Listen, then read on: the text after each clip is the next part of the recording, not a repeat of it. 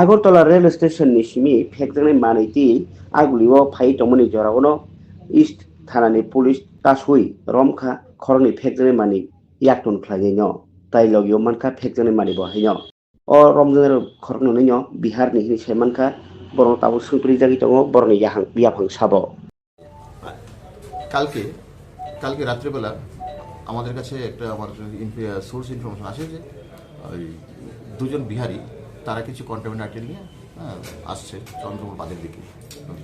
তো এই খবরের ভিত্তিতে আমি আমার সাথে সঞ্চয় সমাজ চাকমা এবং অন্যান্য টিএস এবং টিএসএস স্টাফ আমরা অলরেডি ভেরিফিকেশন করার জন্য যাই। তো ওইখানে গিয়ে আমরা দুজনকে আটক করি। তাদের কাছে একটা পিট্টু ব্যাগ ছিল, নেভি ব্লু কালারের পিট্টু ব্যাগ। ওই ব্যাগ আমরা চেক করি।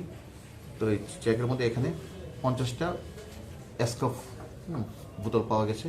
তো আপনারা জানেন সব অ্যাসকপ তো একদম স্ট্রং একটা ইন্ডিকেস আইটেম।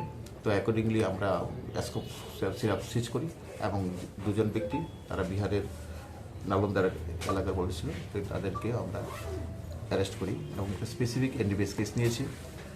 আমরা আজকে তাদেরকে কোর্টে ফরওয়ার্ড করবো, 5 দিনের রিমান্ড আনবো এবং তাদের কাছ থেকে আমরা টোটাল চেনটাকে ব্লাস্ট করি। থেকে এনেছিল তারা বলেছিল পাটনা থেকে মালগুড়ি এনেছিল, রেলের মাধ্যমে এনেছে, এইটুকু বলেছে। যুগেন্দ্রনগর রেল স্টেশন থেকে নেমেছে, ওখান থেকে তারা রওনা হয়েছিল। তো বাকি কোথায় নেবে এই সাথে কার যুক্ত আছে টোটাল চেনটা ব্লাস্ট আমরা জিজ্ঞাসা করছি। ইনভেস্টিগেশন স্বার্থে আমরা কিছু বলছি না। তো হবার 5 দিনের রিমান্ডে আমরা বাকিগুলো ক্লিয়ার করবো। টোটাল কতটা কপসিরাপ নিয়ে এসেছিল এবং তারা কোন জায়গা থেকে নিয়ে এসেছিল এবং কোথায় যাওয়ার প্ল্যান ছিল? এটাই বললাম, টোটাল 50টা অ্যাসকপ সিরাপ ছিল, ঠিক আছে। তারা এখন তো জিজ্ঞাসা বলছে তারা পাটনা থেকে মালটা নিয়ে এসেছিল, রেলে নিয়ে এসেছিল, যুগনগর রেল স্টেশনে তারা নেমেছে, ওইখান থেকে তাদের নামটা বলা যাবে? হ্যাঁ, ইয়েস।